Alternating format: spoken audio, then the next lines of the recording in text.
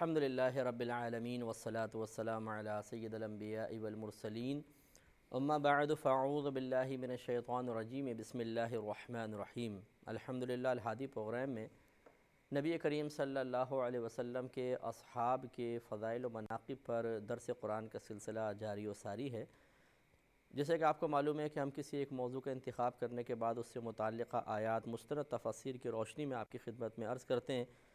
اس وقت جو موضوع زیر بحث ہے، جس کے بارے میں ہم مختلف آیات آپ کی خدمت میں ذکر کر رہے ہیں، وہ نبی کریم صلی اللہ علیہ وسلم کے وہ مخلص اصحاب ہیں جنہوں نے دنیا میں بہت بڑی بڑی سعادتیں حاصل کی۔ ایک بہت بڑی سعادت کہ اللہ نے ان کو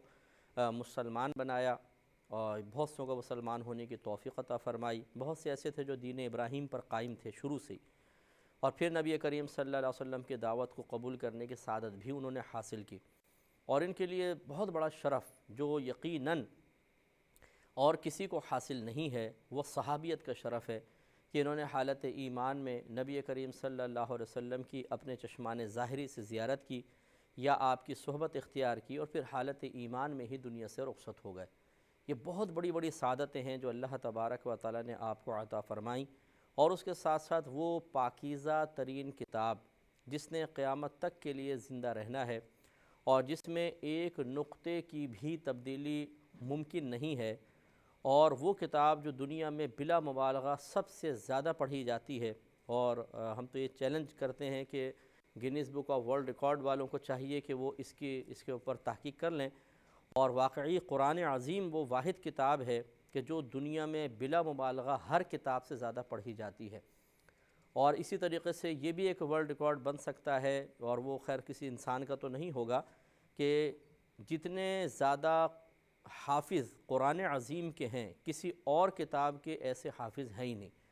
شاید کسی ایک آدھ کتاب کا کوئی ایک آدھ حافظ ہو، ایک ہو یا دو ہوں یا تین ہوں، جبکہ ہمارے قرآن عظیم میں کم و بیش 6666 آیات ہیں، اور اس کے ایک دو حافظ نہیں بلکہ ان کے حفاظ کی تعداد کروڑوں میں نہیں تو لاکھوں میں ضرور ہے۔ اور الحمدللہ یہ وہ واحد کتاب ہے جو چھوٹے چھوٹے بچوں کے سینے میں محفوظ ہو جاتی ہے۔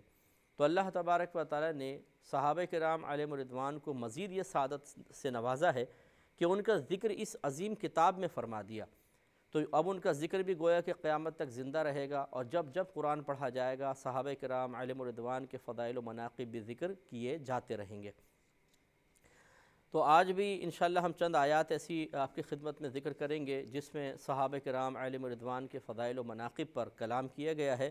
یا ان کے فضائل و مناقب بیان کیے گئے ہیں۔ نبی کریم صلی اللہ علیہ وسلم کے ادب کو بیان کرتے ہوئے میں نے ایک آیت کریمہ سورہ حجرات کی آیت نمبر 2 آپ کی خدمت میں ذکر کی تھی، اور اسی کے ضمن میں پھر ایک صحابہ کرام علیہم الرضوان کی فضیلت کا ذکر کیا گیا ہے۔ پہلے وہ آیت دیکھیں، اللہ تعالیٰ نے فرمایا کہ یا ایھا الذین آمنوا لا ترفعوا اصواتکم فوق صوت النبی ولا تجہروا لہ بالقول کجہر بعضکم لبعض ان تحبط اعمالکم وانتم لا تشعرون۔ اے ایمان والو، تم اپنی آوازوں کو نبی کریم صلی اللہ علیہ وسلم کی آواز کے اوپر یا آواز سے بلند نہ کرو۔ وَلَا تَجْهَرُوا لَهُ بِالْقَوْلِ، اور ان کی خدمت میں جب حاضر ہو تو بہت زور سے بات نہ کرو، كَجَهْرِ بَعْضِكُمْ لِبَعْضٍ، جیسے تم آپس میں ایک دوسرے کے سامنے زور سے گفتگو کرتے ہو۔ أَن تَحْبَطَ أَعْمَالُكُمْ، ایسا نہ ہو کہ تمہارے اعمال برباد کر دیے جائیں، وَأَنْتُمْ لَا تَشْعُرُونَ، اور تم شعور نہ رکھتے ہو۔ تو یہ آپ کو بتایا تھا کہ ثابت بن قیس رضی اللہ تعالی عنہ ایک صحابی تھے جن کو تھوڑا سا اونچا سنتا تھا، تو انہوں نے ذرا سا بلند آواز سے نبی کریم صلی اللہ علیہ وسلم کی خدمت میں کلام کیا، جو یقیناً نبی کریم صلی اللہ علیہ وسلم کو کے قلب انور پر اور آپ کی سماعت پر گرا تھا، لیکن آپ مروت میں کچھ ارشاد نہیں فرماتے تھے، خاموش رہتے تھے۔ اللہ تبارک و تعالیٰ نے اپنے حبیب کریم صلی اللہ علیہ وسلم کی، اللہ تعالیٰ جانتا ہے آپ کی شرم کو، آپ کی حیا کو، آپ کی مروت کو، تو پھر اللہ تعالیٰ نے وہ آیات نازل فرمائیں کہ آپ اس طرح نہ کریں کہ نبی کریم صلی اللہ علیہ وسلم کی بارگاہ میں اتنی بلند آواز سے بات کریں جیسے آپس میں ایک دوسرے کو کرتے ہیں، کہ اس سے نبی کریم صلی اللہ علیہ وسلم کو اذیت اور تکلیف پہنچتی ہے۔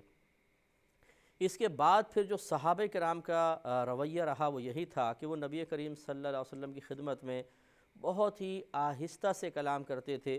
کہ بعض اوقات تو نبی کریم صلی اللہ علیہ وسلم کو پوچھنا پڑتا تھا، دوبارہ آپ دریافت فرماتے تھے کہ کیا کہا، تو اتنی آوازوں کو پست کر لیا۔ تو اللہ تبارک و تعالی نے صحابہ کرام علیہم الرضوان کے اس ادب کی تعریف فرمائی اور قیامت تک کے لیے ان کے لیے مغفرت اور اجر عظیم کی بشارت بیان فرما دی۔ چنانچہ ارشاد ہوا کہ ان الذین یغضون اصواتهم عند رسول اللہ، بے شک وہ لوگ جو اپنی آوازوں کو اللہ تعالیٰ کے رسول کے پاس پست کرتے ہیں، نیچا کرتے ہیں، اولئک الذین امتحن اللہ قلوبہم للتقوی، یہی وہ لوگ ہیں کہ جن کے دلوں کا اللہ تبارک و تعالیٰ نے امتحان لے لیا ہے تقوی اور پرہیزگاری کے سلسلے میں۔ لہم مغفرتن، ان کے لیے مغفرت ہے، و اجر عظیم، اور بہت بڑا اجر ہے۔ تو آپ غور فرمائیں کہ یہ صحابہ کرام علیہم الرضوان کے بارے میں اللہ تبارک و تعالیٰ نے خاص طور پہ آیت نازل فرمائی، کیونکہ اس میں مقید بھی کر دیا جو نبی کریم صلی اللہ علیہ وسلم کے پاس اپنی آوازوں کو پست کرتے ہیں، اور وہ صحابہ کرام تھے جو ادب سے آوازوں کو پست کرتے تھے، خصوصاً حضرت ابوبکر و عمر رضی اللہ تعالی عنہما کی عادت تھی کہ بہت آہستہ سے آپ کی خدمت میں گزارشات کیا کرتے تھے۔ تو اللہ تعالیٰ نے ان کی تعریف فرمائی ہے کہ تقوی اور پرہیزگاری کے لیے اللہ تبارک و تعالیٰ نے ان کے قلوب کا امتحان لے لیا، گویا کہ اس امتحان پہ پورے اتریں، یہ اللہ تعالیٰ سے ڈرتے ہیں، یہ اللہ تعالیٰ کی رضا کی خاطر پرہیزگاری اور تقوی اختیار کرتے ہیں، تو اللہ تعالیٰ بیان فرماتا ہے کہ ان کا امتحان لے لیا گیا، یہ بالکل امتحان پہ پورے اترے ہیں۔ یہی وجہ ہے کہ پھر ان کے لیے انعام کا ذکر کیا گیا، جو امتحان پہ پورا اترتا ہے اس کو انعام ملتا ہے۔ انعام کیا؟ ارشاد فرمایا کتنا خوبصورت ہے کہ لہم مغفرت و اجر عظیم، ان کے لیے مغفرت ہے اور اجر عظیم ہے۔ مغفرت کا مطلب ہوتا ہے سابقہ گناہوں کی بخشش، اور اجر عظیم، اجر کہتے ہیں اس بدلے کو جو کسی نیک عمل کے جواب میں اللہ تعالیٰ کی طرف سے عطا کیا جائے گا، اور عظیم معنی بہت بڑا۔ عظیم معنی ویسے ہوتا ہے عظمت رکھنے والا، بڑائی رکھنے والا، اور جب کوئی عظیم لفظ کہتا ہے کہ جی یہ عظیم ہے، یہ بڑی ہے، تو وہ اپنی اپنی حیثیت کے مطابق ہوتا ہے۔ جیسے ایک عام آدمی کہے کہ میرے پاس ایک بہت بڑا اماؤنٹ آ گیا ہے، بھئی کتنا بڑا اماؤنٹ آ گیا ہے؟ شاید وہ کہے 40,000 50,000۔ اگر کچھ سیٹھ صاحب ہیں وہ بولے اس سے بڑھ کر جو ذرا مالدار ہے وہ بولے گا میرے پاس بہت بڑا اماؤنٹ آیا جی، کتنا؟ 40-50 لاکھ۔ کوئی اس سے بڑا ہوگا تو کہے گا میرے پاس بڑا اماؤنٹ آیا جی، کیا بڑا اماؤنٹ ہے؟ 40-50 کروڑ۔ اور شاید اس سے بھی بڑا ہوگا تو 40-50 ارب، جیسے کہ آج کل ہمارے ہاں اربوں کے اندر باتیں چلتی ہیں۔ تو خلاصہ کلام یہ ہے کہ جیسے جیسے انسان کا منصب بڑھتا ہے، جیسے جیسے اس کا اسٹیٹس ہائی ہوتا چلا جاتا ہے، ویسے ویسے اس کے نزدیک عظمت کا معیار بھی بدلتا ہے۔ اب یقینی سی بات ہے کہ جس چیز کو اللہ تبارک و تعالی عظیم فرمائے تو خود سوچئے کہ اللہ تبارک و تعالی کی عظمت، اور پھر وہ جس کو عظیم فرمائے تو یقیناً وہ کتنی بڑی ہوگی اس کا ہم اندازہ نہیں کر سکتے ہیں۔ تو ان کے لیے تو اتنا اجر ہے جس کا کوئی اندازہ نہیں کر سکتا۔ تو اس سے آپ غور فرمائیں کہ صحابہ کرام علیہم الرضوان کا بارگاہ الہی میں کیا مقام و مرتبہ ہے، کہ اللہ تعالیٰ نے بیان فرمایا کہ ان کے قلوب کا تقوی اور پرہیزگاری کے لیے امتحان لے لیا گیا۔ تو اسی لیے ہم آپ کی خدمت میں بارہا گزارش کرتے ہیں اور انشاءاللہ کرتے ہی رہیں گے جب تک یہ ٹاپک چلتا رہے گا، کہ یہ اعلان جو ہے اللہ تبارک و تعالیٰ نے صحابہ کرام کے باہمی معاملات سے پہلے ہی فرما دیا ہے۔ قرآن کا نزول نبی کریم صلی اللہ علیہ وسلم کی حیات طیبہ میں مکمل ہو چکا تھا۔ اگر صحابہ کرام کے درمیان کوئی باہمی معاملات ہوئے بھی ہیں جن میں ہم یہی حسن ظن بھی قائم کرتے ہیں، اور یہ حسن ظن قائم کرنا واجب بھی ہے کہ اس میں اگر ایک حق پر تھا تو دوسرا ایسا نہیں ہے کہ ناحق تھا، کہ وہ مطلب نفسانی خواہش کے تابع ہو کے کچھ کر رہا تھا، بلکہ دوسرا اجتہادی خطا میں مبتلا تھا، اور ایسا نہیں ہونا چاہیے تھا، لیکن بہرحال اجتہادی خطا ہے، اور اجتہادی خطا ایک مجتہد کی معاف ہوتی ہے، کیونکہ یہ حسن ظن قائم کرنا اس لیے واجب ہے کہ یہ آیات اس پر گواہ ہیں۔ نبی کریم صلی اللہ علیہ وسلم کے دور مبارکہ میں تو صحابہ کرام میں کوئی معاملات آپس میں تھے ہی نہیں، جب نہیں تھے تو یہ آیات تو اس وقت نازل ہو رہی ہیں۔ اس کا مطلب ہے کہ اللہ تبارک و تعالیٰ نے جب ان کے ان باہمی معاملات سے پہلے ہی ان کے لیے اعلان فرما دیا، تو اب معاذ اللہ یعنی دو باتیں ہوں گی جن میں سے ایک معاذ اللہ کو یہ کہہ سکتا ہے کہ اللہ کو ہی پتہ نہیں تھا یہ کیا کریں گے آگے جا کے، اور یا پھر یہ کہ اللہ تعالیٰ کو معلوم تھا یہ کیا کرنے والے ہیں، لیکن چونکہ وہ ہر ایک اپنے آپ کو اپنے مقام پر حق تصور کرتے ہوئے کرے گا، نفسانی خواہش کے تابع ہو کے نہیں کرنا تھا، لہٰذا وہ تقوی پرہیزگاری سے باہر نہ ہوئے، متقین کی فہرست سے خارج نہ ہوئے، اس لیے اللہ تبارک و تعالیٰ نے ان کے لیے پہلے اعلان فرما دیا۔ تو یقینی سی بات ہے کوئی یہ تو کہہ نہیں سکتا کہ اللہ تعالیٰ کو معلوم نہیں تھا، پہلے اللہ نے اعلان کر دیا بعد میں انہوں نے ایسا کر دیا، تو یہ تو غلط ہی ہوگا۔ اب یہی ایک تعویل بہتر رہ گئی ہے، اور یہی ہمیں اپنا عقیدہ رکھنا چاہیے کہ یقیناً اللہ تعالیٰ پہلے ہی جانتا تھا یہ کیا کیا کرنے والے ہیں، اور یقیناً پھر وہ اس کرنے میں اپنی نفسانی خواہشات یا معاذ اللہ شیطانی وساوس کے تابع نہیں تھے۔ یہی وجہ ہے کہ اللہ نے ان کی زندگیوں میں ہی ان کے لیے مغفرت کے پروانے جاری کر دیے، اور یہاں تک بیان فرما دیا کہ اللہ تعالیٰ نے تقوی کے لیے ان کے قلوب کا امتحان لے لیا۔ اگر یہ پاکیزہ کتاب اس بات کی گواہی نہ دیتی تو شاید بہت سے وساوس بہت سے معاملات میں آ سکتے تھے، لیکن جب اللہ تعالیٰ نے قرآن عظیم میں واضح طور پہ بیان فرما دیا تو اب ہم پر واجب ہے کہ ہم اس بات کا یقین رکھیں، اور جب اللہ تعالیٰ اپنے ان بہترین بندوں کے بارے میں اتنے پیارے کلمات ارشاد فرمائے تو پھر ہمیں کیا ضرورت ہے کہ ہم صرف چند تاریخی واقعات پر بھروسہ کرتے ہوئے کسی ایک سے بدظن ہو جائیں، دو سے بدظن ہو جائیں یا بہت ساروں سے بدظن ہو جائیں اور ان کے بارے میں منفی کلمات اپنی زبان سے نکال کر اپنی آخرت کی بربادی کا سامان کریں، کیونکہ یقیناً یہ سب دیکھیں گے میدان محشر میں کہ نبی کریم صلی اللہ علیہ وسلم کے اصحاب بڑے پیار سے محبت سے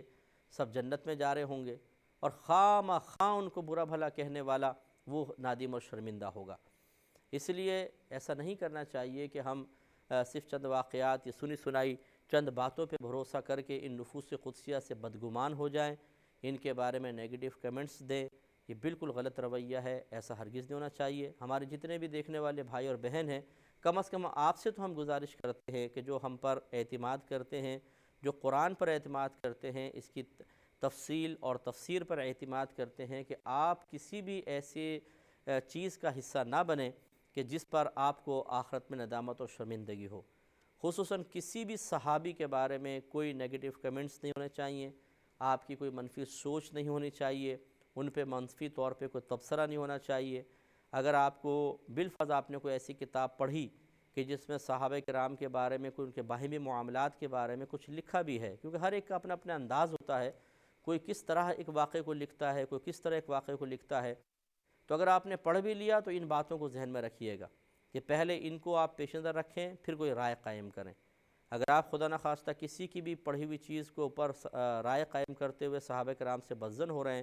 تو ہم آپ کی خدمت میں مؤدبانہ گزارش کریں گے کہ تھوڑا سا غور کریں کہ آپ صحیح ہیں یا غلط ہیں، کہ ایک طرف ہے ایک شخص کی کتاب، ایک طرف ہے اللہ کی کتاب،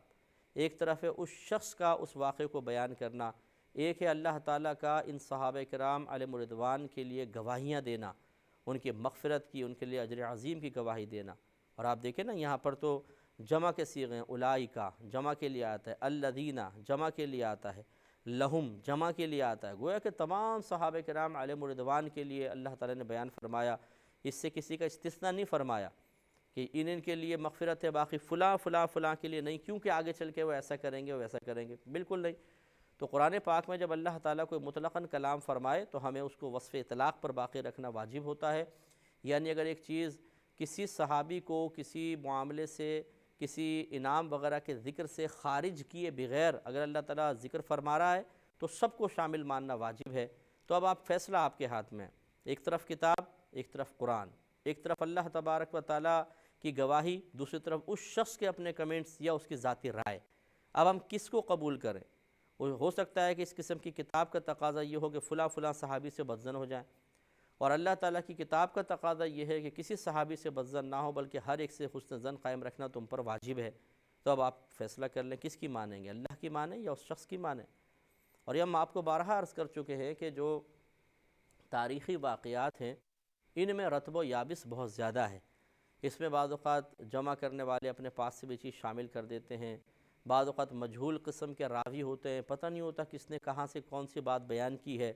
اس لیے قرآن کی گواہی بس ہمیں اپنے پیش نظر رکھنی چاہیے۔ انشاءاللہ جو قرآن کو